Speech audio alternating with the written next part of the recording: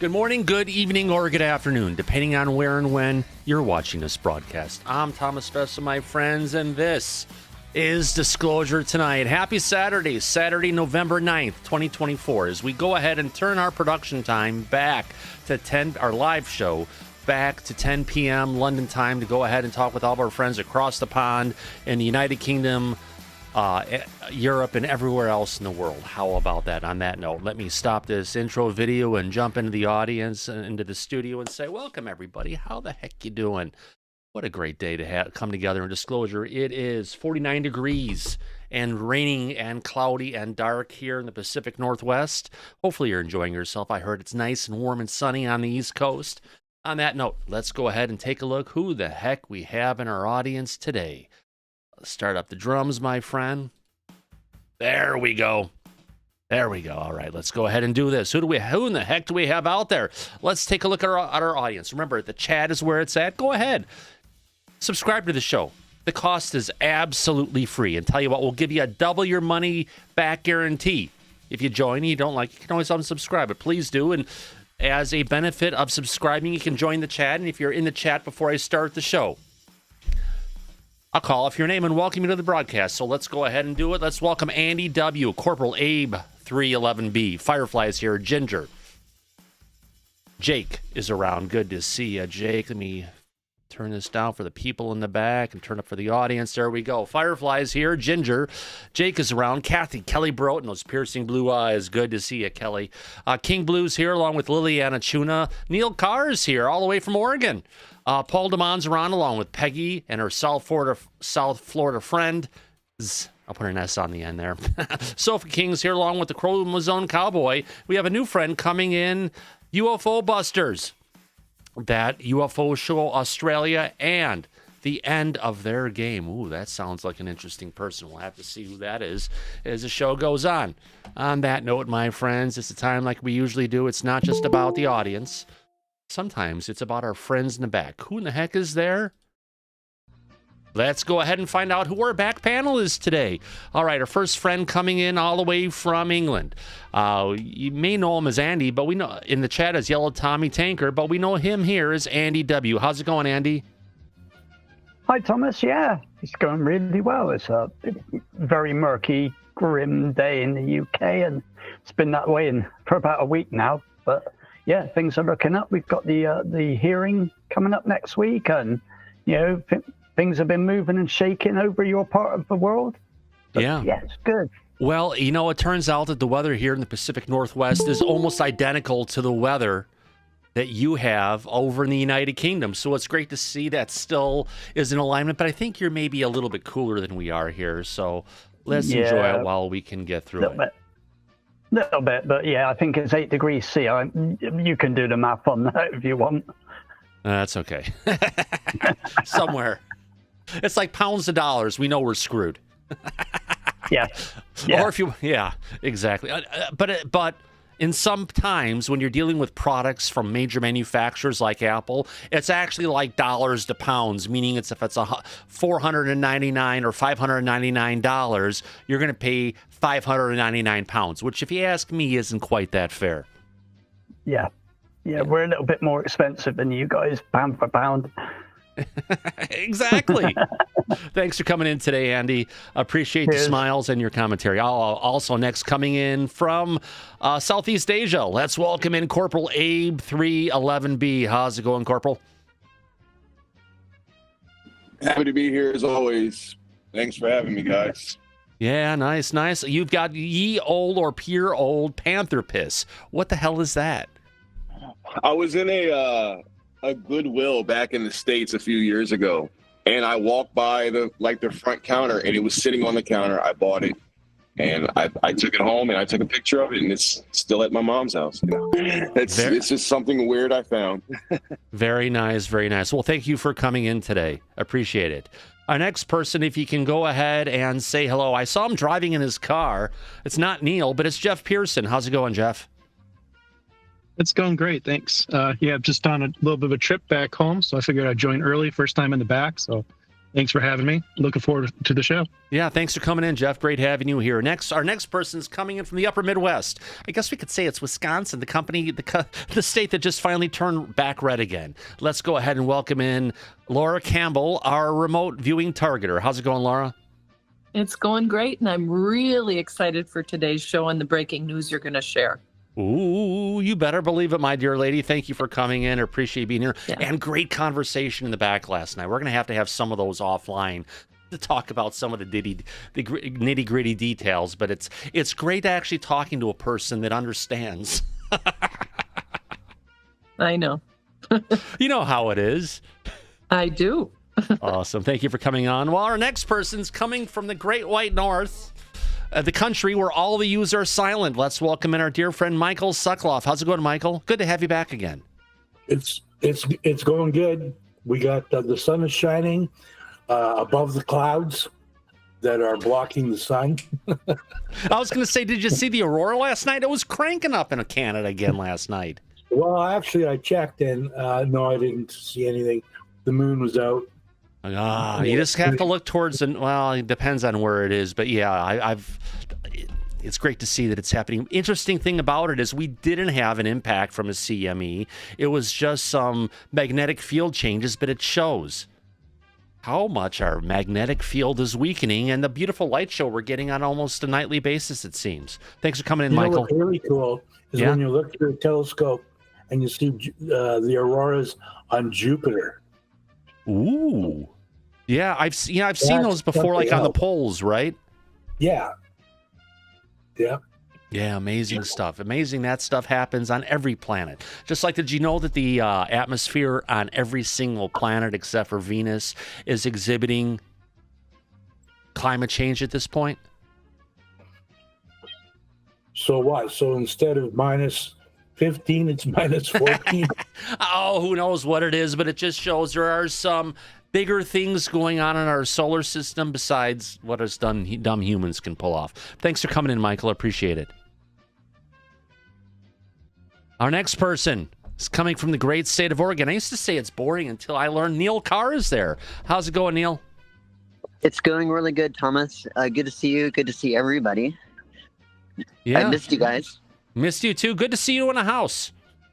Yeah, I'm indoors in a new partnership with someone I've been in love with for 12 years. Oh, wow. Yeah. Congratulations, sir. Thank you. Yeah, good to see everybody. Good to see you here as well. Our next friend comes from the East Coast of the United States. Let's welcome in our very own Tia Loreno. How's it going, Tia? Hello, Thomas. Excited to be here. Excited to hear the news. What something you got cooking? Oh, yeah, it should be a fun one, and it should be a fun one, my friend, and that pulls us back to our dear friend, Crypto Mike. No, Mike, Disclosure. How's it going, Mike? Hold on. There we go. It's going well. This should be an interesting Saturday show for our international audience. We have a lot to cover for the week, and what's upcoming for the following week. Should be interesting, Thomas. Yeah, interesting is the word to talk about. We're not going to talk negative about it, but we're going to make sure our audience is aware of what's going on, and more importantly, can make a decision on it herself. Most importantly, all I can say to everybody, don't fall into the hype. Don't go ahead and actually get overly excited. We've got a hearing coming up that we're going to be talking about here shortly, but it's just, you just have to understand that there's conversations going on. Disclosure is slowly moving forward, that drip, and we've got a hearing coming up, which is a good thing. And, we've got our dear friend Luis Elizondo is going to be testifying, among others. So on that note, we have a wonderful story, Mike, we're going to cover coming to us from our dear friend of Christopher Sharp at the Liberation Times. How about that? Yeah, it's going to be very interesting. Chris has some insight into what's been going on in regards to disclosure, and we're going to cover that on the show today. You better believe it, my friend. You better believe it. All right, as we're saying, coming to us from the Liberation Times, they deserve the credit. Chris does a phenomenal job. We're talking about, what are we talking about here? Witnesses announced Let me just move my Disclosure Tonight logo here. Give me a second. I can just, come on. Let's move this over here. That looks perfect up there.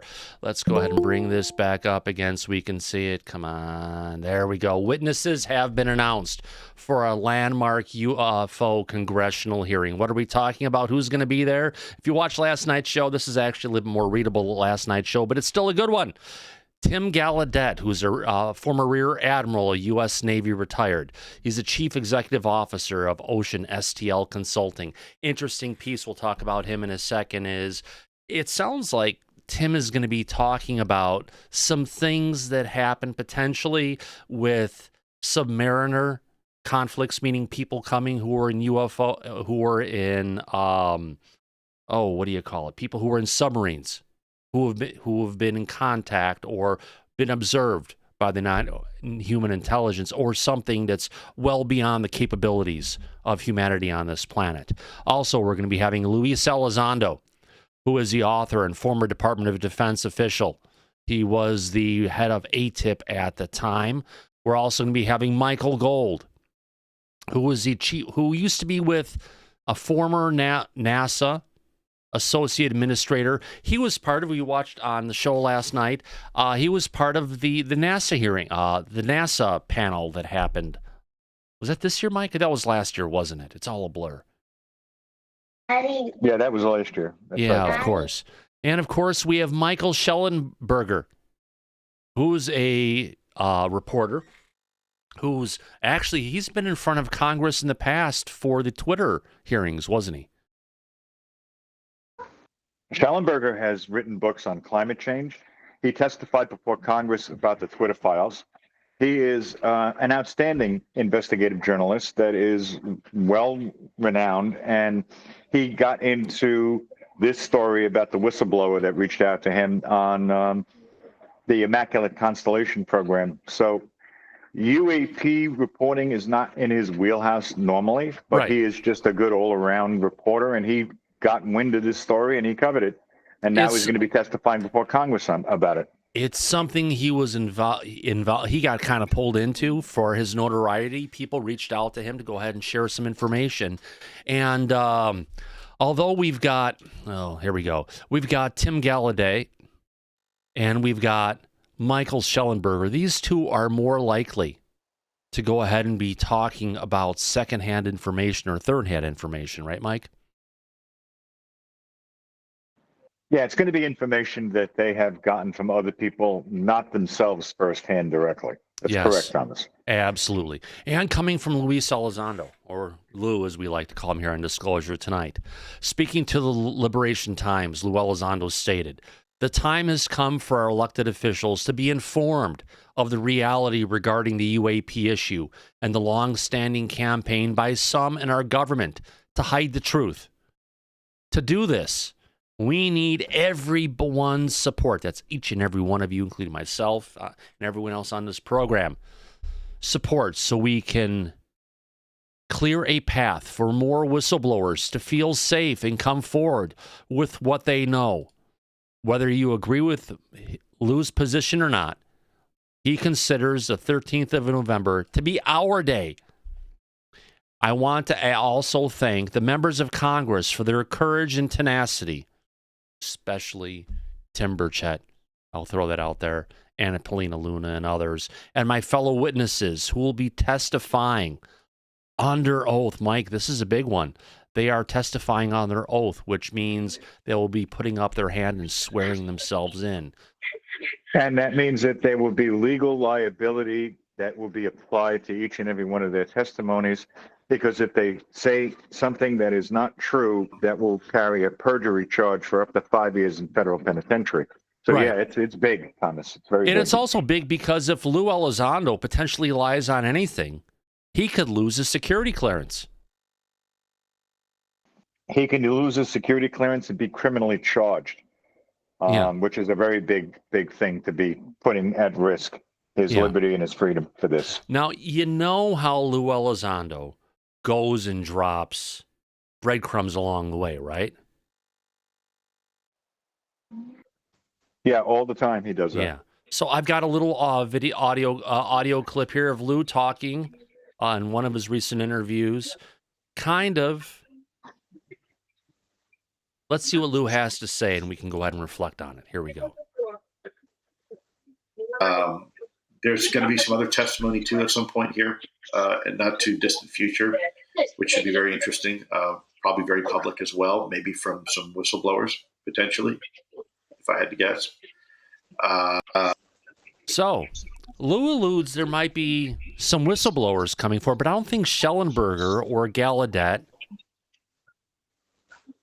whistleblowers are whistleblowers. Well, maybe Michael Gold could be, because remember, Michael Gold was a part of the OSAP program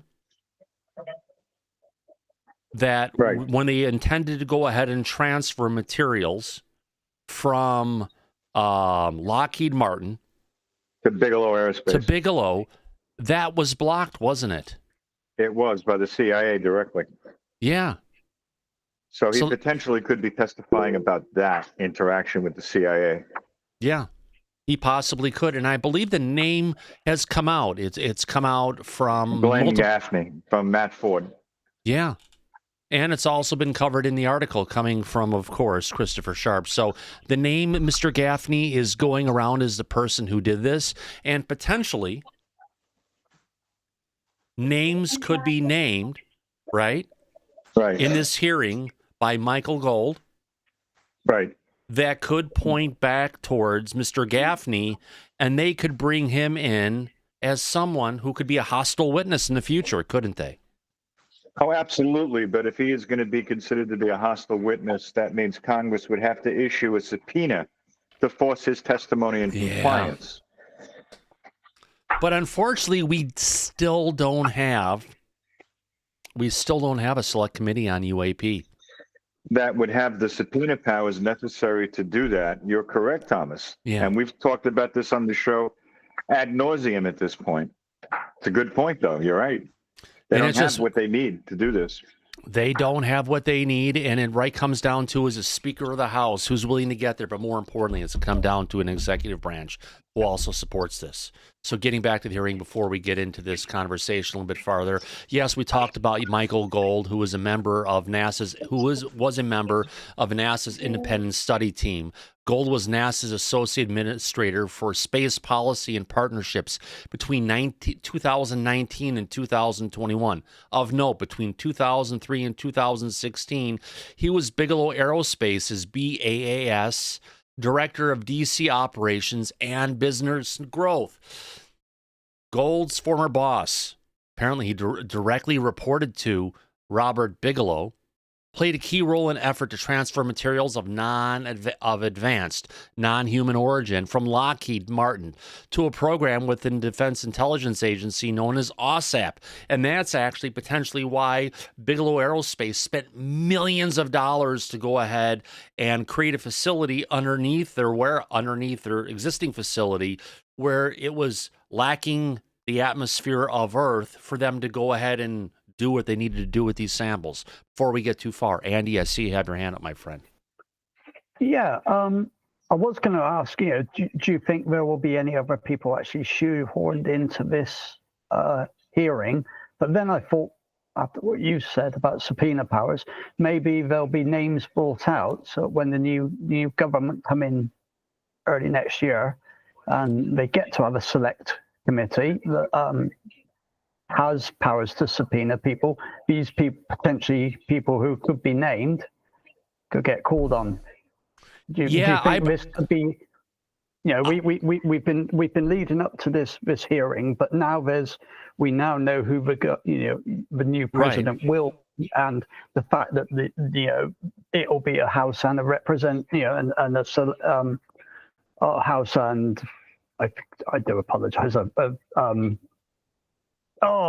I get you. So are they gonna magically open the door during the hearing or pull back the curtain and say, here we go, we have a surprise witness for everybody? I know we were gonna get something from Tim Gallaudet, but however, we've got this other person who can come and give us, Mike, this is something we talked about, wasn't it? I brought this possibility up to you the other day. About them having a surprise witness at the hearing? Yeah. Yeah, and we talked about this on yesterday's show. The problem with that being is They have 4 witnesses that are going to be testifying at this hearing this year. The last hearing they had were 3 witnesses. They're beginning the hearing at 11:30 a.m. Eastern Standard Time, but they have a set amount of time for this hearing, an hour to an hour and a half. There is no time allotted for the scheduled guests, the witnesses to speak and add people to that. So no, I don't believe that they're going to have anybody other than who they publicly announced. Yeah. Now, I did get that information from a higher source. We'll see what happens. Maybe they could have a mystery witness. You never know. But it's something based on who's on the agenda right now. It would be great. Now, one of the things that's been put out there in question is potentially we could have Lou Elizondo coming forward to potentially go ahead and talk about the retribution and the actions that have been taken against him, Mike, to go ahead and... him. Yeah. And other whistleblowers like David Grush. Yeah. Well, he's well aware of that. As you and I both know personally, Lou is well aware of what David Grush had to deal with. And he himself, also, he's talked about, and we talked about this on the show last night, when he went to file a complaint, Lou, at the DOD Inspector General's office, and had a private meeting that was supposed to be protected. It was leaked from the Inspector General's office for the DOD out publicly to expose Lou and his testimony. So he might be testifying about instances like that. Yeah. Absolutely. You know, there has been a lot of interference coming in. Going back to the story we're talking about, OSAP, that multiple sources informed the Liberation Times that the material transfer efforts from Lockheed Martin to OSAP, to Bigelow Aerospace, was blocked by former CI Director of Science and Technology, Glenn Gaffney. Gaffney's alleged interference in the material transfer left those involved, including the now-deceased James Ryder, former Vice President of Lockheed Martin Aerospace Systems, who is said to have led efforts within Lockheed Martin, feeling threatened due to harshness of exchanges with CIA officials. Ultimately, Liberation Times understands that the transfer was blocked by Gaffney, as the CIA's Director of Technology remains the original custodian of all alleged non-human materials in which Lockheed Martin may still possess to the day. At the hearing that's coming up next week, insiders hope that witnesses are prepared on Gaffney's alleged involvement as the UAP legacy program gatekeeper. So potentially Michael Gold, who's showing up, Mike, could end up naming names. He could, and now we know that Gaffney could be one of the names that he drops before Congress as a breadcrumb. Yeah. Now, which is interesting. Yeah, it is. Now, Christopher Sharper of the Liberation Times understands that next week's hearing is expected to be the first of many on the UAP topic in the House of Representatives. Hint, hint, wink, wink. There may be something coming in February with the aim of establishing a process similar to the Church Committee, which investigated intelligence community abuses in the 1970s. That was the one that exposed the Stargate, I believe, the remote viewing program that was run by Dr. Hal Puthoff. But we've been talking on the show for a long time that they need to form some sort of a church committee for the 21st century about disclosure. And if they're really going to move forward on doing that, then they finally heard our points and are going to take it seriously. That would be a step in the right direction, in my opinion. It would be, and it's something we definitely need to move forward on. You know, there's been so much cover-up coming from the deep state, coming from, let's just call it out, the executive branch for many years, because if you look at what's been happening in the area of the cover-up of everything, we've got DOE, we've got DOD, we've got CIA, we've got others who are all involved with this. And where do all these things line up to? The executive branch. They're all controlled by the executive branch. Each and every single parts of the government all roll up under the executive branch, which really puts us down to, this is not just a cover-up from the DOD, the DOE, etc. It's a cover-up that's coming from the office of the President of the United States of America. It's from the top down, Thomas. which is how it's been for the past 80 years plus. That's the only way they can have cover, top cover like that, to keep this quiet and keep it away from the Congress, the legislative branch, and keep it away from the public being known. So if they didn't have executive branch cover, it would have been exposed a long time ago. Yeah. Which brings us down to this is something, it's bipartisan. Disclosure is bipartisan. This is something that affects all of humanity. This isn't an agenda of the Republicans or the Democrats. This involves every single American, more importantly, every single person who is a human, right? Globally, around the world. That's correct, Thomas. This is not a secret that only pertains to the geographical location of the United States. This is something that affects everybody around the world. You spoke frequently about the Space Command when the Space Force had made that public news break. A year ago in March of this year, so it's been over a year and a half since they made that statement where they came out and they acknowledged that UAP are invading our military airspace. They're in violation of, they're causing an issue with our national security, but it's not just an issue that's here in the United States. It's a global issue. And we're working with our partners around the world to figure this out and to see what's going on. You know, we're dealing with days later. That was on a Friday. On Monday, you had Sean Kirkpatrick coming out and denying everything. So who do you believe? Sean Kirkpatrick coming up from the cover-up office within the DOD? Or do you believe a leader in the Space Force who definitely has access to information to see what's coming to our planet, what's leaving our planet, what's going on? Because remember, behind closed doors, I've heard before about UAP that are coming into our upper atmosphere, entering it from one location, going off and doing things down within our planet, and then coming up and leaving from the exact same location they entered from, which is above and by far, right? Beyond the capabilities of any human-based technology on this planet. Oh, no, we couldn't do anything like that. It's, that's way advanced technology that they've been exhibiting the entire time. Yeah. That's correct. So this is going to be interesting. And depending on what comes out at this upcoming hearing, if it pertains to any of this, we'll then follow up with the subsequent hearings that they're planning on having in February of 2025 that Lou spoke publicly about recently. Yeah, he did really quick. But if I could, would you look at that, Mike? We almost have 200 people watching the show live right now. We only have 49 likes.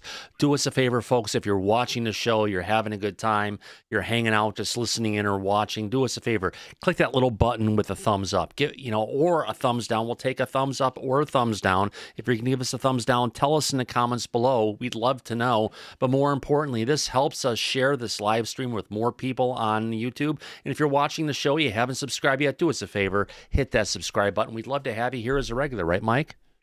Absolutely. Please like and subscribe. And like Thomas mentioned earlier, the cost is free. And if you're not happy, we'll double your money back guarantee with that. Oh, I love that statement. I love it, Mike, I have to say. So coming into this now, I think everybody is on the same page, right? That this is Hopefully. Rolled up under the executive branch. Yes. Whether we like it or not, this is an executive branch cover-up. And the only way we're going to be able to get there, Mike, is if we have someone in the White House who's willing to listen to what the American people are saying, right? To try to clean the swamp and get out all of the obstacles that have been in our way about disclosure the entire time. I agree, Thomas. Yeah. You're right. Oh, God, I got to find this. I had one tweet I wanted to bring up and one little video clip I wanted to play before we got into this, before we get into the political arena, hopefully that some people won't like. God, where's this at? No, hold on. Yeah, but it's not, as you're looking for that, I'll just explain to our audience. This is not about politics. This is about disclosure, which is bipartisan in nature. It affects each and every one of us equally. It isn't one side of the aisle or the other. This is about the truth that we're not alone here on this earth and that we're facing a potential threat that we're not equipped to deal with because so far it's been hidden and kept away from our knowledge to be able to be aware of. what may be something that is not in our best interest. And the problem is, they say forewarned is forearmed. The United States government has been doing everything and anything in its power to prevent us from being aware, which needs to stop. However, whoever is willing to do that, we need to support and be behind, because we need the truth. Yeah. It's about truth and transparency. 100%, Mike, 100%. Now, I do have a 1-minute clip here coming from someone by the name, actually, let's just go ahead and let me get to the start of this tweet here that's here. Anyway, I've got a post that's coming out talking about, let's get into this. Naval Ravikant, he was an early investor in Notion, Twitter, and Uber, is worth $600 million. And he's been in fire lately on X, talking about his philosophy, where things need to go. And the one piece I wanted to get into here was him talking specifically about bringing out the truth about UAP, which is important. And I think we're starting to hear this from more and more people who are not part of this community. And that's where the important pieces go. Let me go ahead and bring this up. Let me make it a little bit more readable. Coming, okay. If you have secret information, secret police, and secret courts, you are ruled by a secret government. Right, Mike? Oh, absolutely. Reject online censorship. All the info on UFOs should be public. Demand secrets like the JFK files to be released. This is just common sense, but I think this is kind of, Mike, the talking points that America and the world should be focusing on. Oh, it should be, because this is the main concern and issue that's preventing actual disclosure from coming out to the public. All right. You're right. Let's play this little clip here, listen along, and then we'll go on from there. Here we go. This is why I'm a big proponent of the Second Amendment, because any rights, they have to be defended. Otherwise, it's just an idea. Look at what's happening in Britain, where freedom of speech is essentially on the run. The logic of violence dictates the structure of society. I hate to say it, but at the end of it, it's still nature. We're still animals, and nature is red in tooth and claw. If you look at the COVID lockdowns, the lockdowns started ending first in the West, in the red states. And why in the red states? Because that's where people love freedom, and they're armed, so the government can't stop them. It's 40 million intransigent Americans with guns that keep basically the world free. If the US were to fall and turn into an authoritarian regime, I don't think Australia, Great Britain, Canada, New Zealand, all these countries, Western Europe, would survive for that long on their own. So it's not a pretty place. North Korea is a giant gulag. Try speaking freely in the Chinese state or the Russian state. So if we don't want to end up that way, we need to have freedom of speech. And if we need freedom of speech, then we need to have the right to bear arms to be able to back up that freedom of speech. Yeah, it's the pillars of democracy, right, Mike? There is no true democracy without those freedoms that our forefathers that created the Constitution were aware of when they were under the British rule of the monarchy. So yeah, everything that he said is true today as it was back then. I agree. Good points. Yeah, absolutely. Now, we're going to cover some things about disclosure and the executive branch. We can look back at what happened with the Biden administration. There wasn't a lot of action. More of anything, there was inaction, denial. We're not going to talk about this. Something we thought was going to be going great at the start of the Biden administration never came through. What happened with all the information about those shoot-downs that happened over Alaska, over the Yukon? They traced the stuff, another one to be over Malmstrom Air Force Base, where Robert Salas was at, that was eventually shot down over Lake Huron. Have we seen any videos? Have we seen anything coming from the United States government on this, Mike? Not a thing. No. And if we wanted to sum up the Biden administration's stance on disclosure, I think talk to Barack would apply, don't you? Yeah. Now, Paul, do me a favor. I'm going to turn off the auto chat at this point. Give things a chance. I know you're a true blue Dem, but we're going to talk about this right now, about potentially where we could go, because the truth of the matter is Kamala didn't win. We've got a president that more than half the country wanted to get in there. And, disclosure, Mike, be above and beyond anything. That is going to be bipartisan, right? Yeah, it's because it's about the truth, Thomas. It's not about partisan politics. No. It's about disclosure.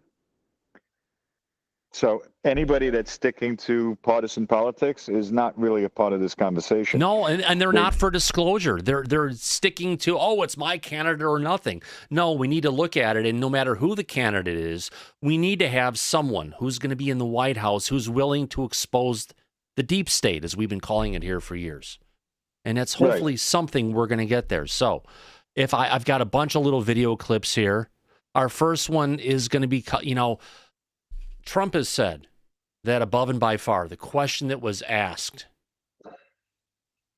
more than anything was the question about disclosure of UFOs. It wasn't about Kennedy, Mike. It was about bringing out the truth about UFOs. It was. That was what the public, and at least in our country, are focused on during this election cycle. And that's the question that he got asked the most, because it's the obvious question.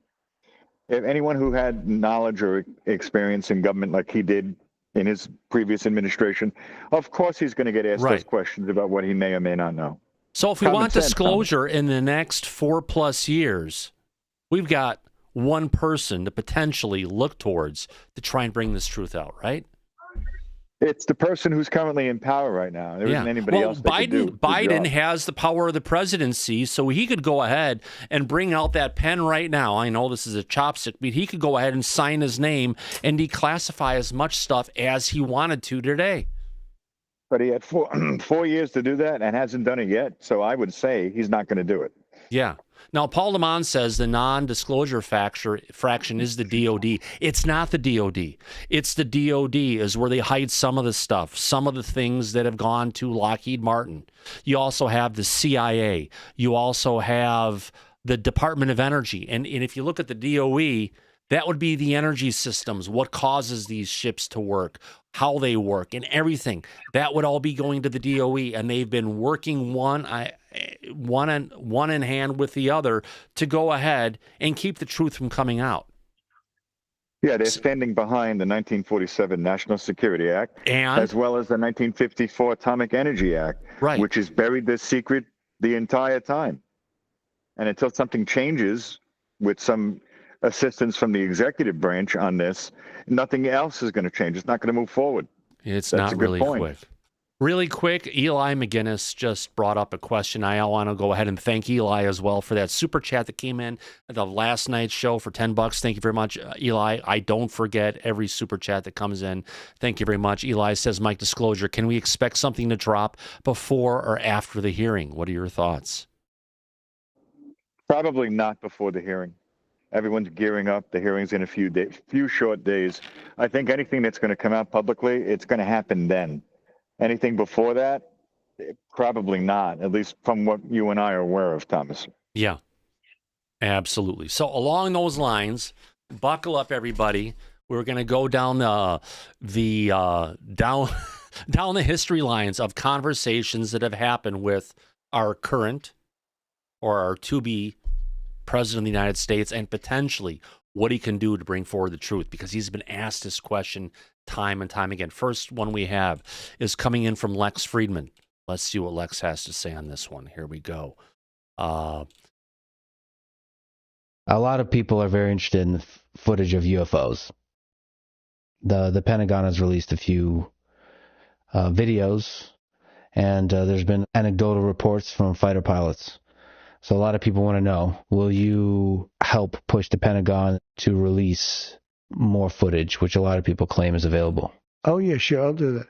I would do that. I'd love to do that. I have to do that. Okay. I like to do it. I love to do that. I have to do that. That's a strong statement, Mike. And people can say, oh, my God, this is just pre-election rhetoric. But I have a feeling he means what he's saying. Sounds like a debate. Let's play I the can rest. tell you that we haven't heard any other candidate making this point. No, we haven't. Continue with the clip. That's Here we go. Sorry about that. Here we go. I'd love to do that. I have to do that.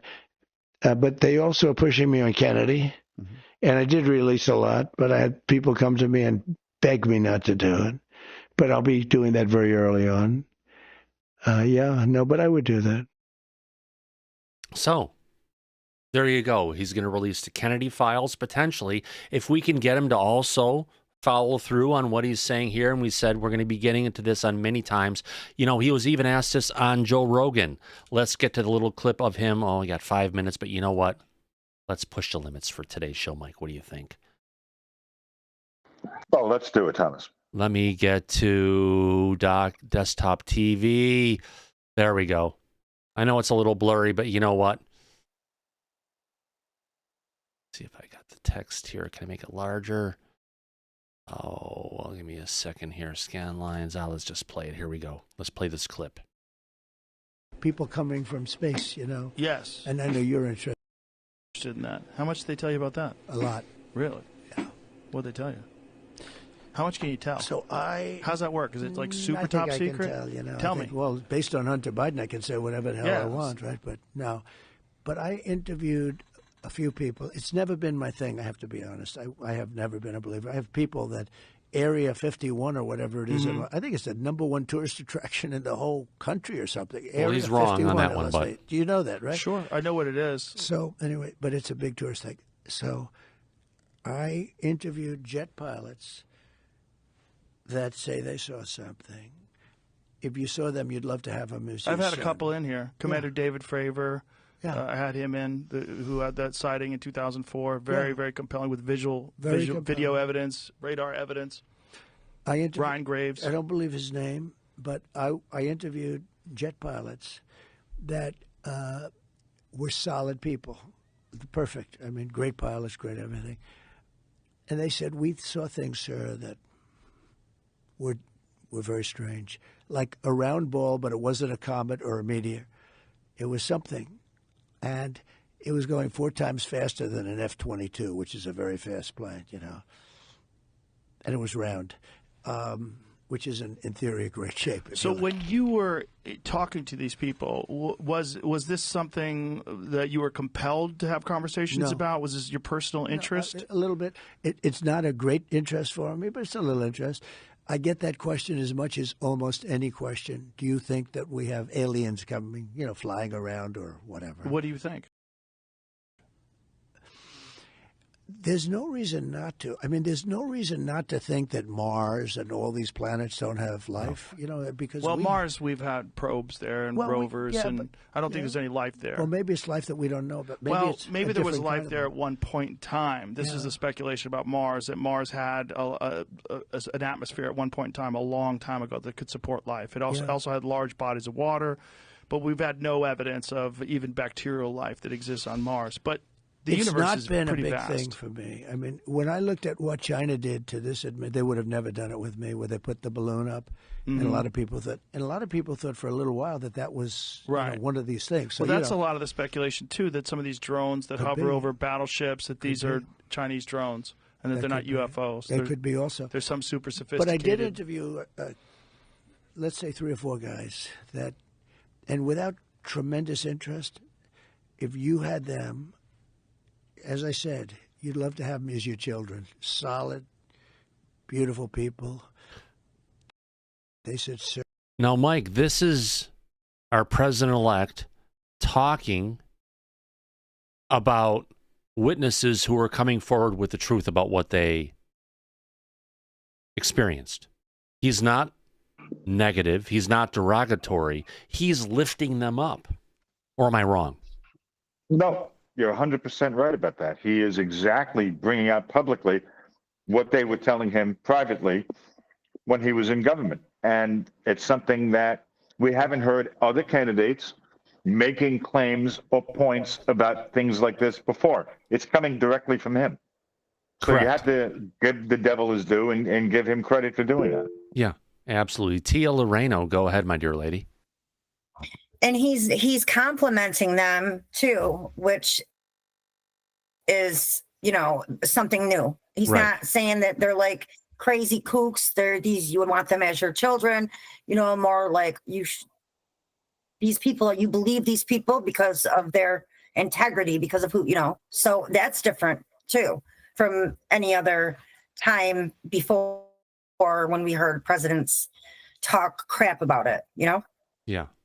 Now we got Greg O'Brien, our debunker in the back, going ahead and saying we've heard plenty of other candidates running for presidency actually saying this stuff. Greg, name one.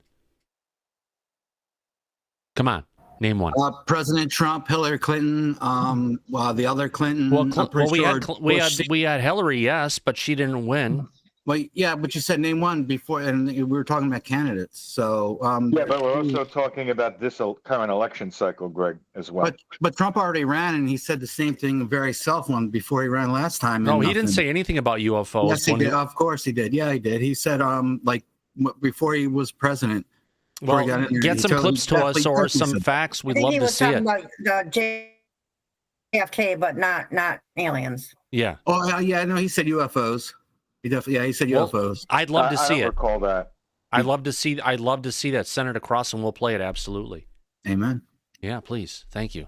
Not meaning to call you out, but I saw your comment pop up in the back. Let's go ahead. Thank you.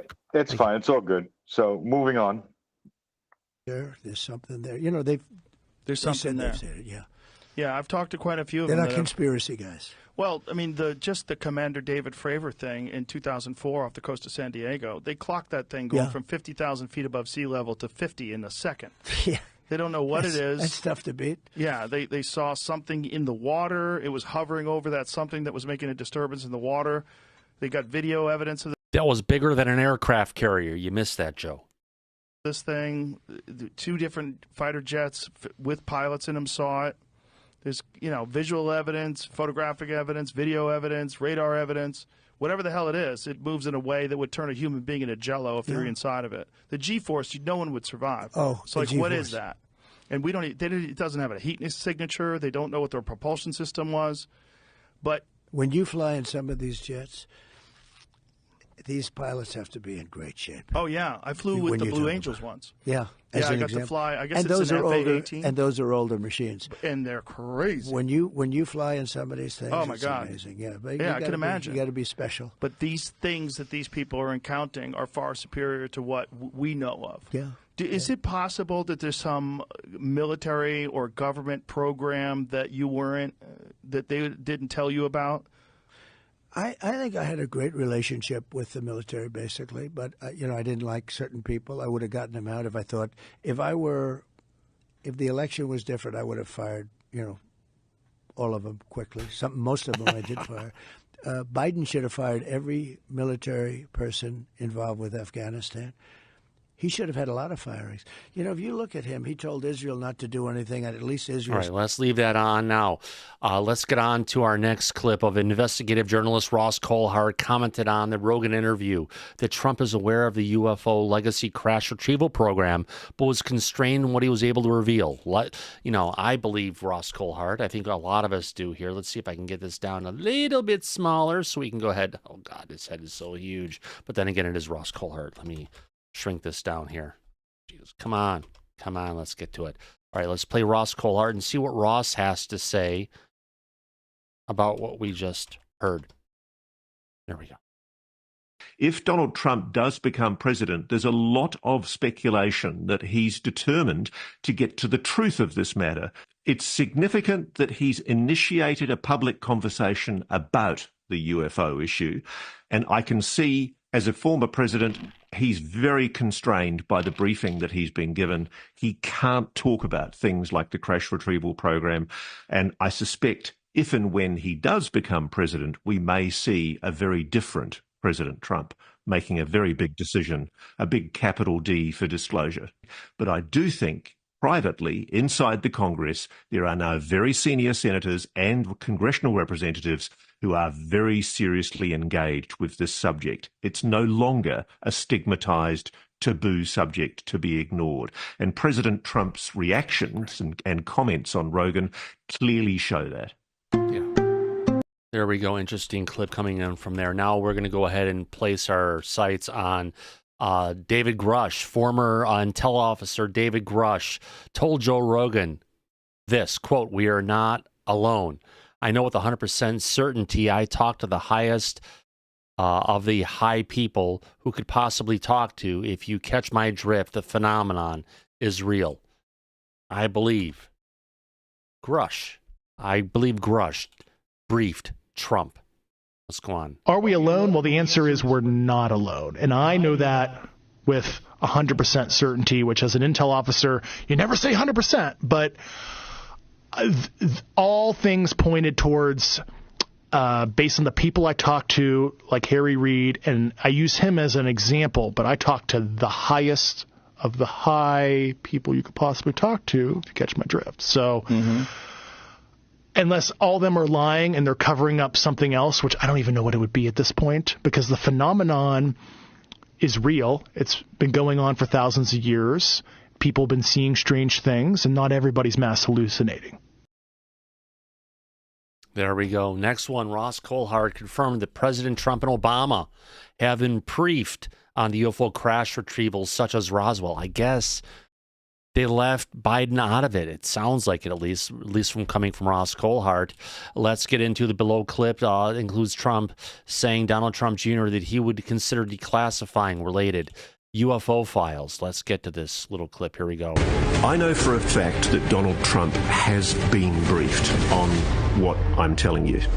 I know that Donald Trump is in the loop on the phenomenon, on UFO. Oh, Jesus Christ. This is from 7 News Australia. They've got the tightest copyright restrictions.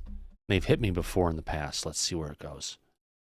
I know that to some degree he's been briefed into the existence of a crash retrieval program and the fact that there is a secret reverse engineering program going on in the United States. So, Mike, that's a huge one that Trump has been briefed on the crash retrieval program. I don't think anyone else has dropped that bomb yet, have they, besides Ross Coulthart? No, Ross is the only one who has brought that up publicly at this point.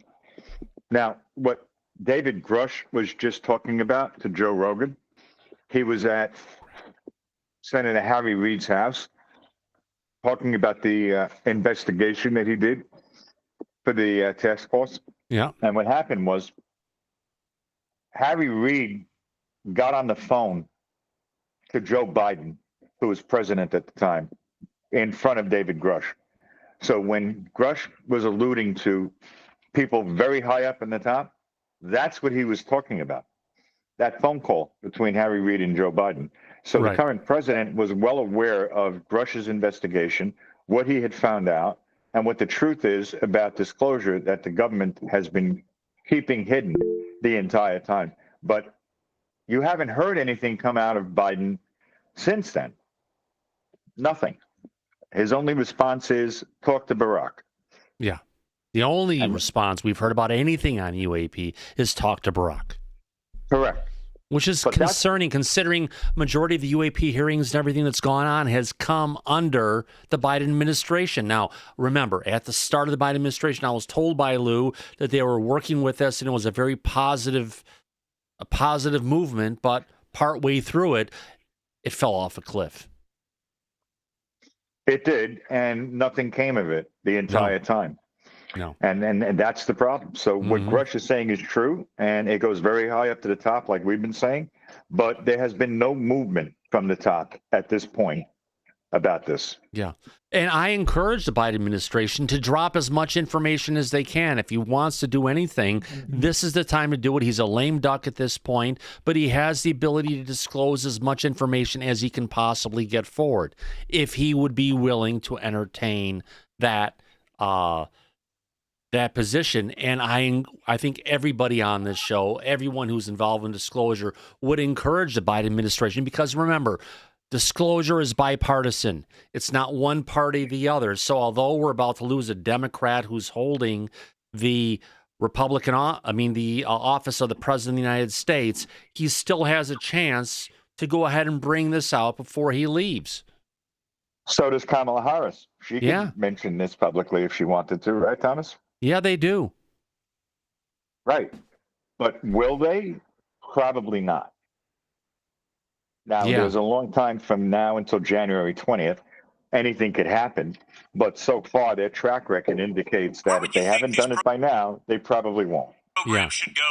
Probably not. Now I've got a I've got a clip from Rumble that sounds like people going ahead and sounding like that they're talking in a squawk box, for that matter. And our next one, we have talking about the new UAP task force. Trump's actually, you know what, Tia, go ahead before we get to this one. I wanted to remind everybody that Mr. Grush was also doing the briefings for Trump, and I think it was Obama he was doing it for. It was Obama and Trump. I believe it was just Trump. I don't think it was Obama, but definitely Trump. I thought he said he was doing it for like 10 years. Maybe he was, yeah. Yeah. So yeah, he was the third person to get. I mean, he actually spent time with the president. He actually went over briefings with the president. I believe he was giving weekly briefings, wasn't he? Yeah, he was. No, and anytime there was like something that an emergency from, you know, wherever over there in the Pentagon, it would be rushed to bring it over and go through it with him. So even if Trump heard about UFOs before he got in office, I don't think that he really knew anything too much about them until probably towards the end of his first term. You know, so they obviously weren't his friends. He didn't have very many friends over there. No, he didn't. Well, when you're trying to bring out the truth, Tia, and it's a cover-up that's so deep and vast, it's going to be hard to find friends to go ahead and back you up on this one. Right, absolutely. Yeah. But just to correct the record, Rush was giving presidential daily briefings to President Trump every day. So he was in the loop. He was well aware of everything that Rush was bringing forward. So that's out there publicly. Yeah. And here now we that's have, amazing. See, I didn't know it was every day. Yeah. In our next one, we've got Don Jr. talking to Luis Elizondo about disclosure. Let's get into this. Under a second Trump administration. Oh my gosh. What a great question. Man, you know, I'm usually prepared for a lot of questions. That's when I'm not. Well, first of all, let me say I would never propose to say I know what's best for a president's administration. The president's job is one of those jobs that I can't imagine the type of responsibility on anybody's shoulders. I wouldn't want it. And I think as long as you bring in the right people to work with you, that can put the right people in place to ask the right questions and go to the right organizations where we know the information is, that's a good start. You know, RFK, for example, has been a big supporter of transparency on the UAP topic for a while. And not only is he a big supporter of transparency in the UAP topic, he's going to be part of the new administration, which, again, not only do we have the president going behind wanting to disclose this stuff, we've got other people in the administration who are going to be supportive of that as well to remind him of the promises he's made. A while now. And you've got other people, too, that have been, you know, very, very supportive even behind the scenes. I won't say their names publicly because they haven't given me permission, but there's a lot of people I think who do a lot of good with this topic. In the Trump administration, you know, there were people. I'll give you an example. Even this administration with Biden, John Podesta would have been great. Unfortunately, he ran into some complications with some people on the National Security Council. But John Podesta would have been a guy to run. Not to be a political conservative or liberal, you know, person. As long as the person is a servant to the American people, remembers where their loyalty lies, and can do a good, honest, fair job, and is accountable and is transparent, right? Now, here's the thing, too. Remember, this, for those who have been in the chat going ahead and going against what we've been talking about, this is Lou Elizondo specifically talking about the positives of what can happen in this new administration. Does that make sense to you? You're muted, my dear lady.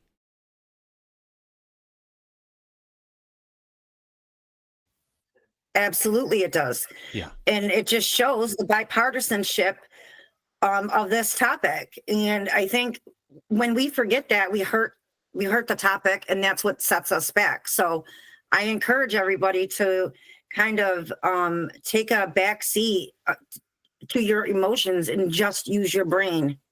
Yeah, exactly. And loyalty remains with the U.S. then I think there's a whole lot of people. You could put a chief scientist there. There's a long laundry list of people that would do great in a new administration, I think, to lead this effort. You have people like Admiral Tim Gallaudet or even Colonel Carl Nell, who was a colonel who was pretty much pushed out of government. You have people like David Grush, who was a whistleblower. There's a lot of people that have, I think they have good motivation, they're highly intelligent, and they are loyal to the American people. And that's really what you want. You don't need an expert in advanced aerospace technology because we've got a lot of them. What you need is somebody who's going to be truthful with the administration and truthful to the American people and hold themselves accountable. So, Lou, if you're... I want to bring this up really quick. Brian Pemble, who's not in the back right now, brings up a good point. If Trump is going to release it, it would be a smart move by Biden to do it first, wouldn't it, Mike? It would be. It would also be. It would be a slap in the face to the current administration if Biden was to drop a bomb like that, then have to leave Trump to clean that mess up about what the government has been hiding about. We're not alone on this earth. If I was in his shoes, Biden's or Harris's, I would do exactly that. Yeah. Brian Pemble's right. Yeah. I support that. Now, Jake Legalia doesn't think that Joe will, and honestly, I have to agree with Jake. What do you think, Mike? Oh, no, Jake is right. If Biden or Harris were going to bring this information forward, they had 4 years to do it. And now that they're on the way out, they have a perfect golden opportunity to do that now. And I don't think that they're going to do it at all. Not at all. And it's a shame because this would be a perfect opportunity for them to bring the truth out once and for all as they're on their way out, because they wouldn't suffer any repercussions if they did that. They're not running for re-election. They can bring out the truth and not have to worry about it. No, it would become Trump's problem at that point, not theirs. Yeah, exactly. Let me play this clip here and take a step to the library. Here we go. You're asked at the office Christmas party, at the water cooler, or at the punch bowl, are aliens real? What is the answer? I never say the word aliens. First and foremost, we say non-human intelligence, because back to your point, you said something that's very interesting. Are they from outer space? Are they from here? Whatnot. Let me give you a little analogy very quickly. I went to school in the medical field at the University of Miami, and I was taught that it was the Greeks who recognized there were two dominant life forms on this planet. You were either a plant or you were an animal. And human beings kind of consider themselves under the animal kingdom. Then, during the Renaissance, about 300 years ago, we discovered this entire new form of life that's been here all along. That's neither plant nor animal, and that was the world of fungus.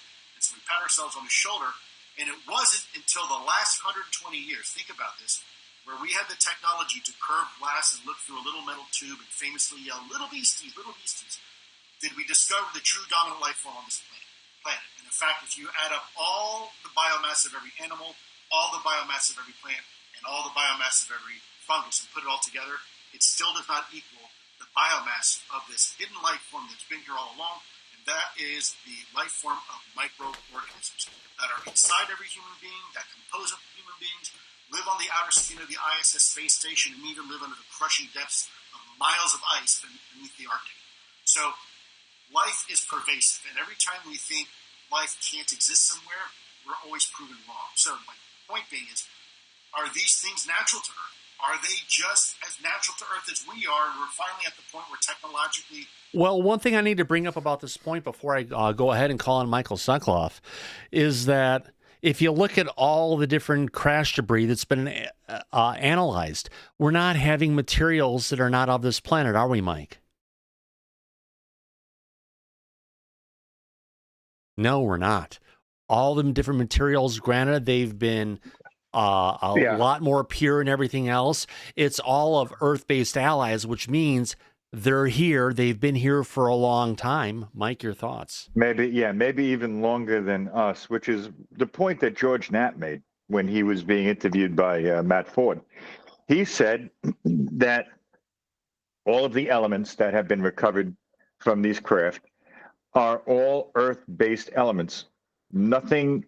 What his point about that was that let's say they discovered that there wasn't magnesium or bismuth or tin that they've recovered out of these metamaterials that have been analyzed. Let's say they found an element that doesn't exist here on Earth. Yep. That would be a smoking gun. The problem is that they haven't found any unknown elements in any of these metamaterials that they've analyzed, and which means that the technology that the NHI are using the Earth-born elements to create their technology with, we don't have their manufacturing material science to create or repeat what they do, but they're using elements right here on Earth, like they are here, and using their technology with our elements, but they're using a highly advanced manufacturing process and material science process. That's what Knapp said.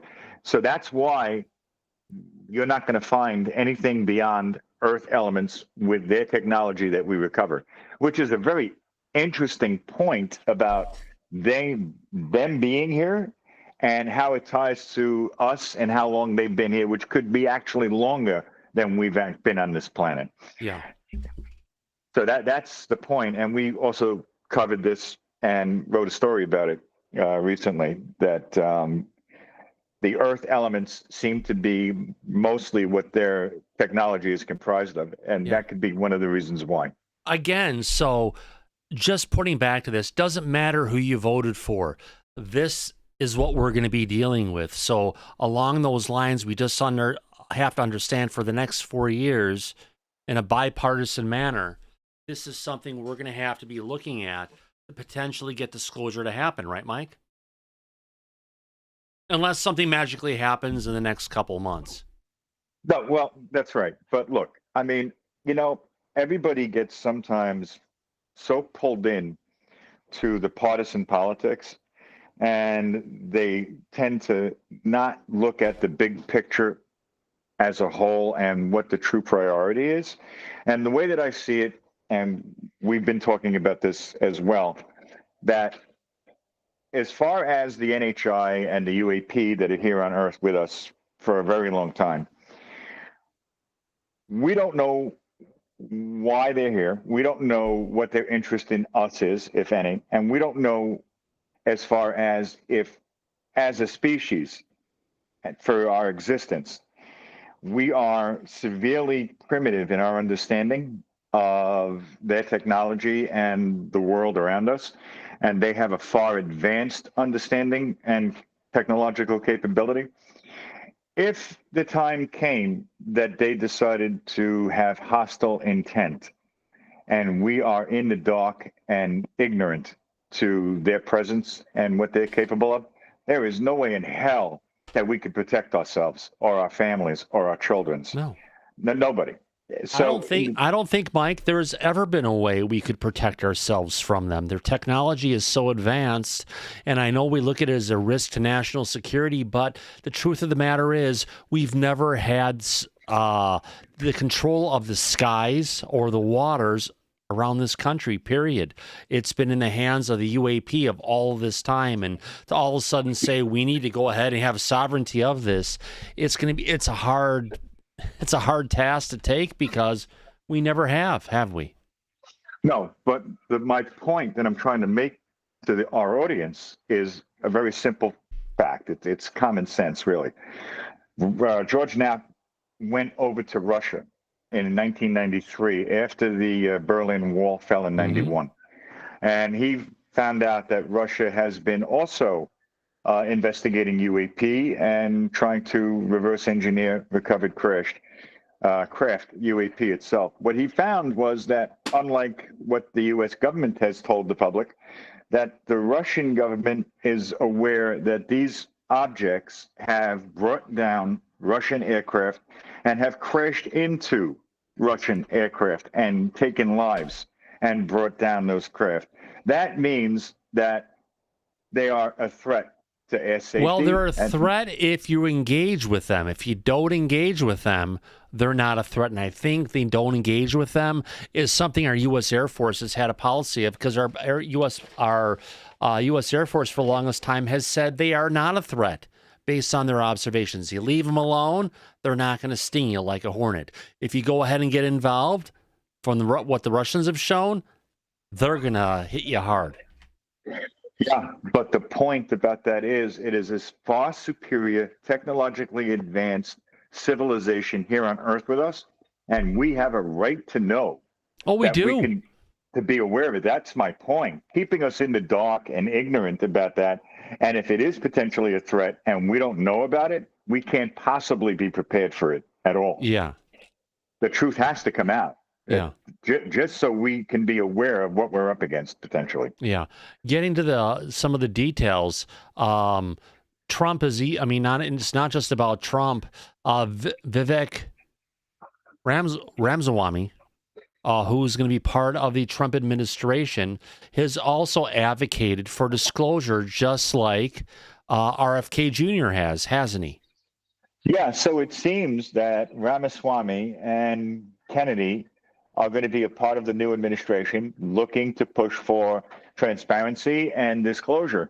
That begins to sound to me like for the first time in a very long time, we're going to have an actual administration in power that's going to be trying to bring the truth out once and for all.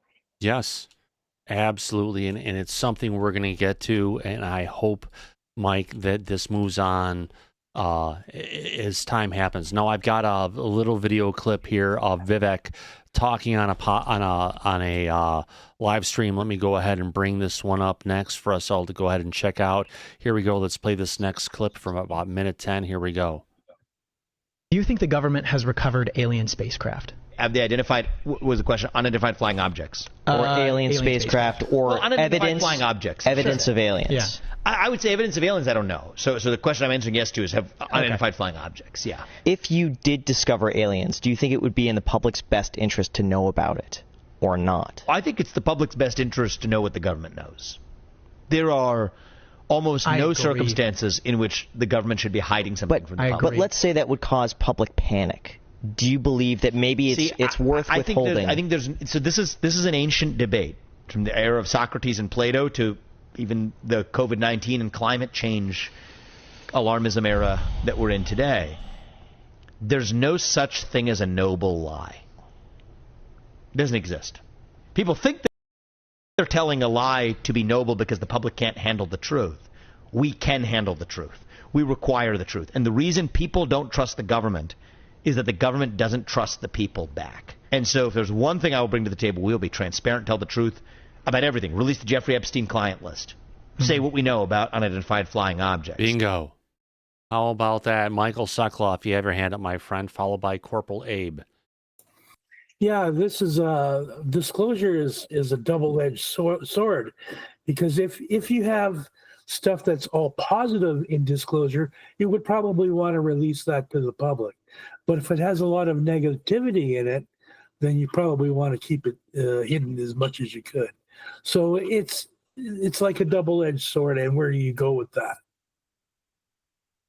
Yeah, very true. It is, but you know what? It's about time. If we do have an advanced civilization here on this planet, why are we hiding this from humanity? Why are we working so hard to keep the truth from coming out unless there's some nefarious reasons they don't want to get us there? But you know what? Even as Lou Elizondo said, we have a right to know. Corporal Abe, you have your hand up, my friend.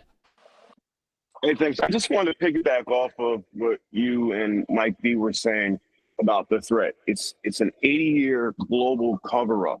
And Brett Baer and Stephen Colbert mentioned back in like 2010, 2011 timeframe that the Pentagon released a report that stated that there are side effects from humans interacting with UFOs, UAP, and non-human intelligence. I put in the back chat a link to the PDF and one of the articles that's related to what I'm talking about. Thanks.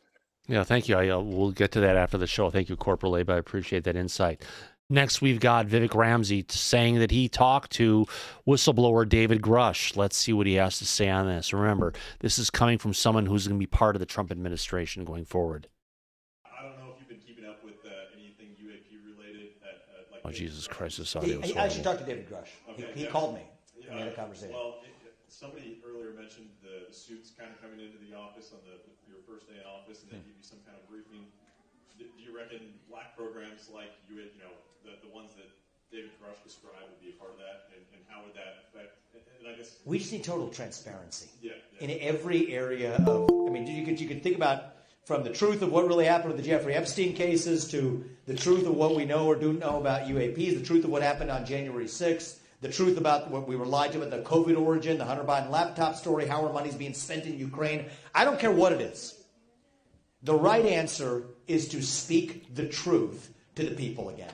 We, the people, deserve the truth. We can handle the truth. We deserve a government that tells us the truth. And if there's one thing I can promise you as your next president, we're not going to hide the ball. Sometimes the truth is ugly. Sometimes the truth hurts. But we stand for the truth for a reason. And that's how we restore this country. That's how we regain trust in this country. We, the people, will once again have a government that at the very least, by the time out of office, you may not like what you see, but you will at least see what we actually know. And that's my pledge to you as the next president. We can get that done. Thank you. Sure. There you go. So it's just another step to show that there are people part of this administration who are going and talking about it, Mike, to go ahead in their desire to bring forward the truth on UFOs and humanity. Which is great. It doesn't matter who it is. I wouldn't care if it was Ronald McDonald. If he was gonna bring the truth out to the American people in the world, I would support him and stand behind him, just simply for the truth. You got to remember, though, Ronald actually works for McDonald's. That's right, which is a corporation that may and may not be part of the military-industrial complex. But, yeah, as far as, like, the noble lie that he was talking about and keeping the truth from the public, the only time a noble lie would be acceptable is if you have a girlfriend or a spouse that we've been discussing. Asks you if their ass is too big, and you tell them no, it isn't. That would be considered to be a noble lie. It's not the dress that makes you look fat. It's the fat that makes you look fat. It's your ass that makes you look fat. But yeah, that would be a noble lie that I could support and stand behind. Right. But here we've got another one coming from RFK Jr., who we know is definitely part of the administration going forward. The American people deserve to know the information about UFOs is being kept from the public and what it entails. Let's see what RFK Jr. has to say on this one. Here we go. All right. Discussing increased interest in aliens, UFOs. Congress recently held historic hearings on Capitol Hill on the matter. Whistleblower David Grush has claimed that these hearings fell short of sharing all the government knows with the American people, going so far as to claim the government is in possession of actually non-human craft. So we'd love to know your thoughts on this. If you think there's UFO intelligence that should be declassified, rather than having this guarded closely, whatever it is, by military and U.S. intelligence agencies.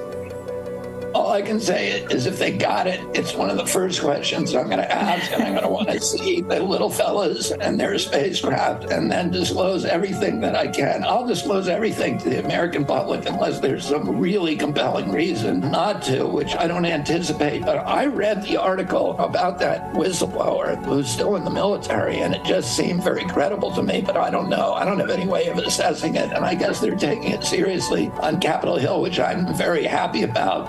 I think everybody's curious about this. Everybody would love to know whether we have company, neighbors in the universe. It's really exciting. That's the kind of thing I think we should share with the American people. Yeah, next piece we have coming up comes from that one legendary conversation between DNI Ratcliffe and Maria Bartiromo actually on Fox is News. A program that's been in place for a few years in terms of a task force that has been there under the National Defense Authorization Act. But as you correctly point out, Maria, there's now a report that will be issued by the Pentagon, by the Secretary of Defense and the Director of National Intelligence. I actually wanted to get this information out and declassified before I left office, but we weren't able to get it down into an unclassified format that we could talk about quickly enough. But frankly, there are a lot more sightings than have been made public. Some of those have been declassified. When we talk about sightings, we're talking about objects that have been seen by Navy or Air Force pilots or have been picked up by satellite imagery. No, again, remember, this is so much more information that our current Director of National Intelligence, Avril Haines, has ever said about UFOs. And here it is, the former Director of National Intelligence, and hopefully he comes back for a second take at that position.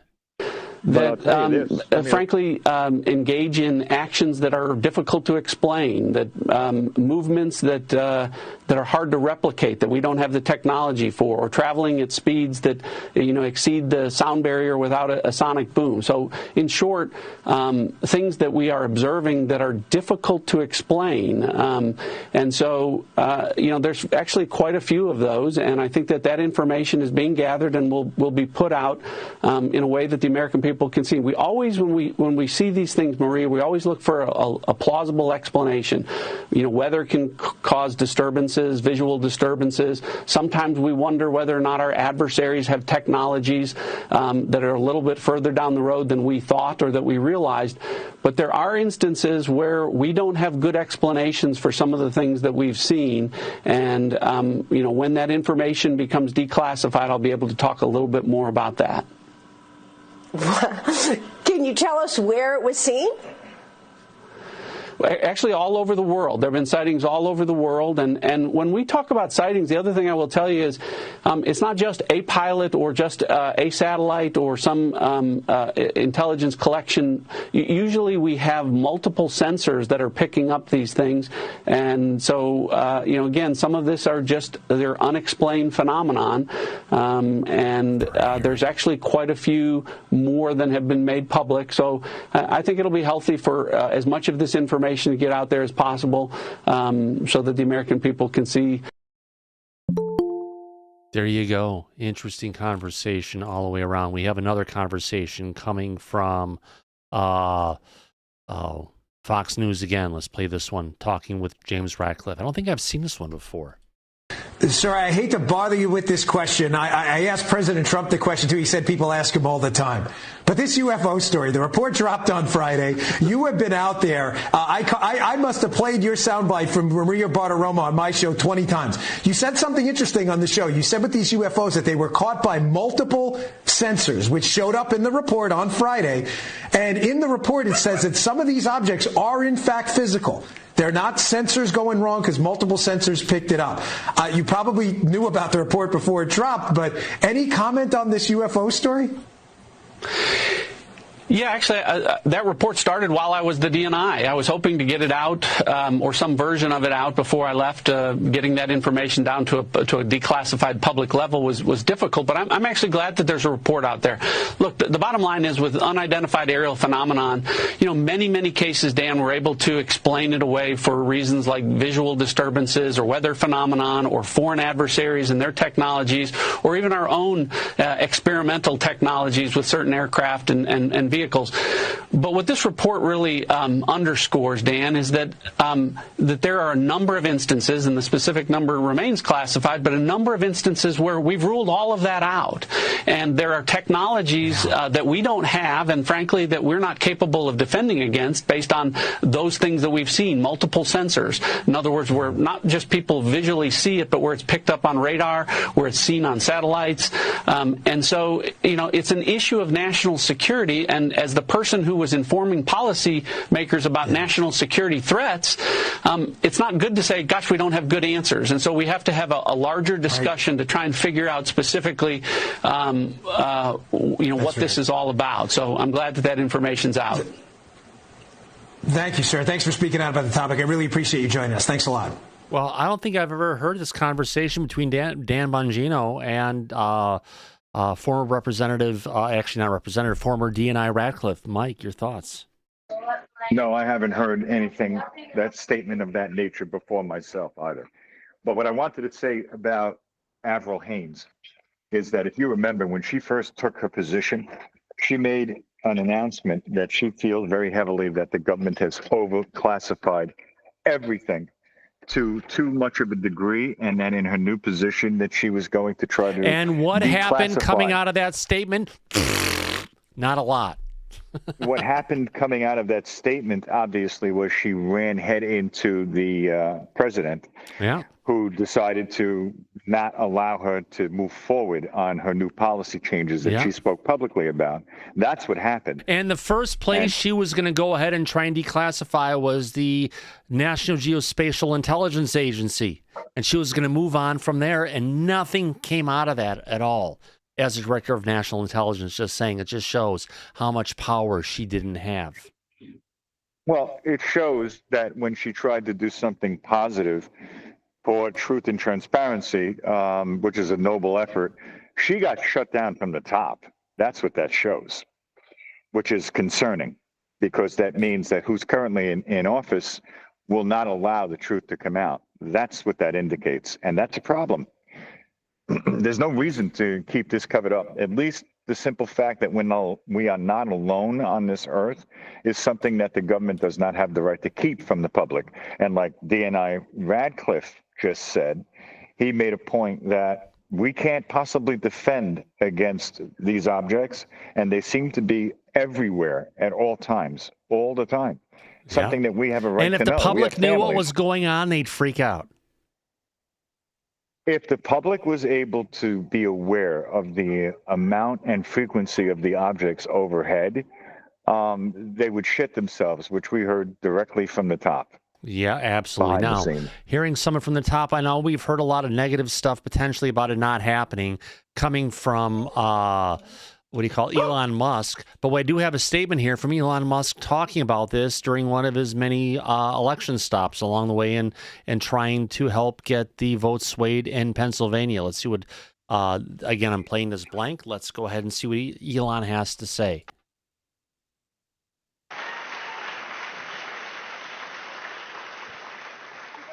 Good afternoon, Elon. As somebody who is directly involved in the pioneering of space travel, what is your perspective on the suppression of advanced technologies under UAP crash retrieval programs and other black projects such as Immaculate Constellation that have the potential to fundamentally change human society? I'm not familiar with those programs, but I mean, I certainly think if there are technologies that can be helpful, the government's aware of it. We should obviously provide that technology to the people. So I should say that people often ask me, do I believe in aliens? I said, well, I was one, according to Homeland Security until I got my, it literally said alien registration card. I'm like, cool. But I mean, thus far, I have not personally, I'm not aware of any evidence for aliens on Earth. I'm not saying they're not here, but I have not seen any evidence for aliens. For our Starlink constellation, we have never had to maneuver around an alien spacecraft even once. And we've got 6,000 satellites up there. So, I mean, they're very subtle. Well, we could say that if that's the case, potentially, then the UAP have an ability to maneuver around our satellites easily, which they've been doing for a long time. Just saying. If it's what I'm saying, these aliens, Oh, he's just saying, too. But I think if there's if there's interesting stuff that's that the government's aware of that American people would find interesting or useful, we should obviously make that known. We should publish it.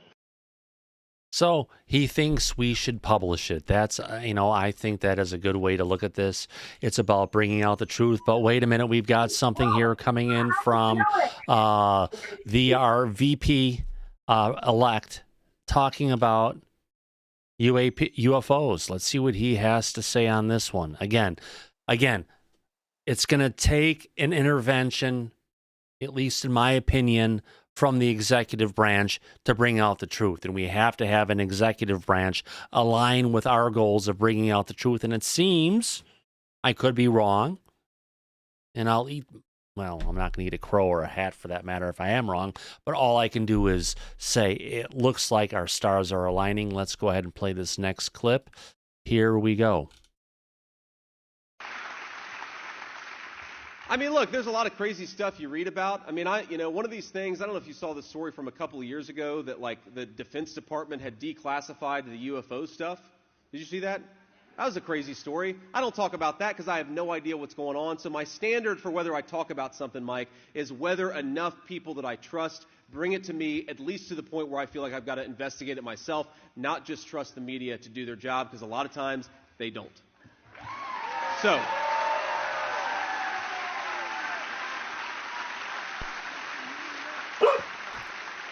Yeah.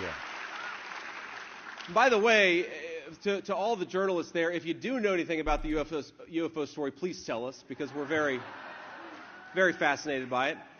So a little bit of joking aside, but at least he's getting there. Now we also have Senator Marco Rubio, who's supposedly going to be part of a briefing that's going to happen, or a reception that's going to happen after this thing that's happening on the 13th. Let's see what Marco Rubio has to say on September 15th. Here we go. You're on the Foreign Affairs Committee, and you're really involved in foreign affairs. There have been a lot of articles lately about UFOs. I know this question is a little out there. Is there any truth to any of this?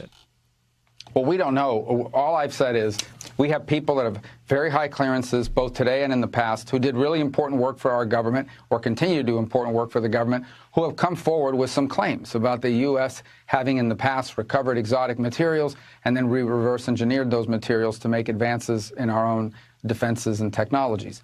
That's the claim they make. Now, I don't know if those claims are true or not. What I do know is that one of two things is happening here. Either they're telling the truth, and that is something that obviously would be the biggest story in human history, or we have people in really important positions of government who are crazy and who are out there making up stories and who are still in positions of importance. Either one is a big problem. So we've got to figure out which one of these two it is, because the second one in particular would be very troubling. But we don't. All we know is claims that people have made. These are credible people that have done and continue to do important work for the country. And by law, we're required when they come forward as whistleblowers to take their claims seriously and to investigate them. But we just don't know. That's the answer. We just don't know. We'll have to see where all this goes. Mike, there's been a lot of speculation, a lot of thoughts coming from Trump and from others who are getting into office, even coming from Representative Tim Burchett, who's been very vocal on disclosure. Let's see what Tim has to say in this little clip here. Let me get to this one again. Or is desktop TV, because this is coming from a site that's not that happy with disclosure tonight. Here we go. I've had conversations with President Trump, and I've had conversations with some of his people about this issue, and I'm convinced that Trump is going to pull the cover off of it if he's given that opportunity. But that's a big if. Have his staffers given you that impression then, based on what they've said to you? The people that are around him, that I know, and in the members of Congress that are around him are really pushing for this stuff. You know, he made a public statement. They asked him about the Kennedy files and things like that, and he was very forthcoming. That's very Trump. You know, he doesn't check with anybody on this stuff. He just does it. And I hope that he gets that opportunity, brother. I really do. I mean, it's not going to be the first day or the first week, but when the dust settles, I think we'll see it. There you go. That sounds compelling if you ask me, Mike. It sounds like what we've been needing to hear for a very long time right now, Thomas. And it would be good to see if everything goes according to plan. And the one point that I want to make real quick about Elon and what he said, he has a vested interest. Of course, he would want the government to release any UAP information or technology that they've been hiding, because if it turns out that they were able to successfully reverse engineer, let's say, 0-point energy, then he could very easily take all of his Tesla vehicles, remove the batteries, and install 0-point energy devices, and he wouldn't need to worry about recharging. That would put his stock through the roof. Yeah, so I'm sure he really, it would. He really does want the truth to come out then. I don't see why not. It would help him. Absolutely. Mike, can I just ask you a question about that point? If we've got all these Lockheed Martins and all these other defense contracting companies who are secretly reverse engineering technology and they're running the stock market, wouldn't it hurt Elon and SpaceX if they've been behind the ball for so many years and then all of a sudden they have to play catch up because disclosure became public? Wouldn't that, instead of helping Elon and SpaceX, hurt them? Because they have the upper hand. I think it would ultimately help him, because if there's anyone who's looking at advanced technology and the ability to go ahead and move things forward, I think at that top of the list, it would be Elon Musk. The only rebuttal I have for that is that Elon already has a high-level security classification. And I think he's on the same level as the rest of the government where he just can't disclose. I don't think it's his choice. He's not a member of the military. He's not a member of the DOD. He's an independent contractor doing stuff for the government. So it puts him along the lines of, well, I guess somewhere along the lines of Lockheed to a degree, but not even. He's not creating ships for war. He's creating ships for space, a ferrying platform, a transportation platform, and he's not creating a platform for war. Granted, Starlink, they are starting to use that. They do have a platform version of Starlink specifically for the military, but it's still using Starlink, which is a civilian platform. So he's got access to some info. The government uses his equipment to put military products up into space that are classified. Right, but he's So he not has a designing the very military high-level platforms. He's not creating them. They're not facilitating them. All he's doing is helping them get into orbit, and that's his portion. He is the transportation system, not a design platform. Okay. I hope he discloses the information. I really do. I hope he does too. If he has information, bring it forward. But I think the real person who we have to look for is truly going to be the president-elect, for that matter. Tia, go ahead. So even if Elon, first of all, he can only say what he's allowed to, and I seen he was talking to somebody, I don't know where, I can't fact check it at this moment, but they asked him about the stuff that goes up there. He said some of the stuff that is classified, he doesn't know what's on there. He has no idea. It's going up there. He's not part of the military. Well, he knows there's a satellite going up there, and they have to get into X orbit. He's not being potentially told what are all the capabilities of said satellite. That's right, because he's not in the need to know. Yeah. And whether or not, I mean, he's got rockets that are going up there, but that doesn't mean that he's getting, all of it. NASA's not going to just come out and tell him shit. That doesn't make sense, especially because he's public enemy number one, and he has been for a long time. Yeah. If they could have got rid of him, they would have already done it by now. I don't think he's public enemy number one, but yeah, I got you, my dear lady. Just some people he is in the Defense Department, especially right now. But even if he did know, though, to my point, he's not going to tell you or me anything. He's got a business to run, and he wants to get to Mars. That is his goal. Yeah. Not this bureaucracy fight on whether or not if there's he wants to get to Mars because like many of the billionaires we have on this he wants to get to Mars because like many of the billionaires on this planet, they're probably aware of the 6,000 12,000 year cycle of the resets we get on our planet on a long time on a regular basis. And if you look at our chronological clock, we are overdue for the next one to hit. Thank you very much, Tia. I appreciate that. He says that too. He says that, and he says he wants to take us, he wants us to be not just stuck to Earth. And he wants us to be a multi-planetary civilization, yes. That's right. If we want to survive, that's what we have to strive to do. You better believe it. Mike, what a great show, my friend. Is there anything else we haven't covered yet? No, actually, we've run almost the full 2 hours. I think we've covered a lot and had a great conversation so far on this. Yeah. Now, coming from Greg O'Brien, before I get there, he did send a clip from ABC News back in the day where Trump says he doesn't particularly believe in UFOs. This was with Giorgio Stephanopoulos back in the day. But you know what? It sounds like, based on what he said in the past, it sounds like he's opened up his mind to the possibilities of what's going around. Chromosome Cowboy, last comment for the night. Go ahead. I'm just thinking about the fraud, the money. Gus has mentioned it. Tim Burchett mentions it. All the billions spent and trillions over the years. Doesn't seem to be any noise about that. Oh, about the hidden funding of the DOD? Yeah, that'll come. Hopefully that'll come. The truth will come on that one, my friend. Brilliant. Yes, thank you very much. I appreciate that. On that note, I want to thank everybody for coming out to this episode of Disclosure tonight. More importantly, I want to thank our friends who have given us support for what's going on here, including Firefly. I hope this UFO meeting goes well, but until we see and I hear, I am sitting on my sandwiches, whatever that might. Mike, your thoughts? Oh, yeah, we hope that the meeting is going to go well as well. And as Thomas and I have pointed out, don't get your hopes up. Don't get your expectations too high. We're going to listen to what they have to say, but you have to take it and decide for yourself as far as if they're going to bring anything meaningful out or not. We'll have to wait and see what happens on that, Firefly.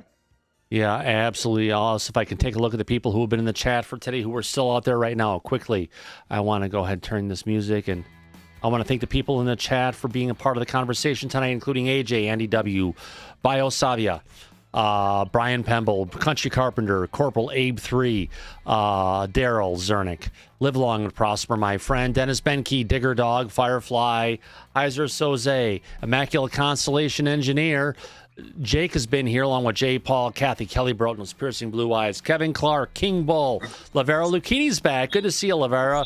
Liliana Chuna, Lost UAP, Neil Carr, Neil Morgan, Peggy, Roland, Shermanator's been around along with Stargazer, the Mac Geek, UFO Busters, That Show, Australia, and Wildcat Mahone. What a great audience. What a great time to hang out. But sometimes it's not just about the people in the back. Sometimes it's about the people who have been part of the show. I want to thank Andy W. Thank you for coming out today, my friend. My pleasure, Thomas. What a great show. And thanks everybody in chat and in back studio as well. Yeah. A great one. Chromosome Cowboy, thanks for coming out, my friend. Thank you. I also want to go ahead been and... a great show. Thank you. Thank you, sir. Also want to thank Corporal Abe 3. Thank you for coming out, my friend. Thank you, Thomas. Thank you for the Disclosure Tonight community and helping to push global disclosure. It really means a lot to a veteran. Absolutely. Greg O'Brien, thanks for coming out, my friend. Thomas, thanks, man. Great show. Hope you enjoy your weekend, my friend. Thank you, sir. Michael Sokoloff, appreciate you being here. Well, anytime, Thomas. You better believe it. And Tia Loreno, thanks for coming out, my friend. Always a pleasure. And as we usually say, wait. Mike, thanks for coming out. Thanks for being a part of this broadcast. Always, Thomas. My pleasure. It was a great show. Yeah. Good conversation, and I hope our audience really appreciated it. It was fun. Oh, you better believe it. As we usually say at the end of every episode of Disclosure Tonight, eyes open, no fear, be safe, everyone, but... Go back to Party City where you belong. Absolutely. We'll catch you on the flip side. Good night, everybody. Catch you on the flip side. Take care, everybody. Bye-bye.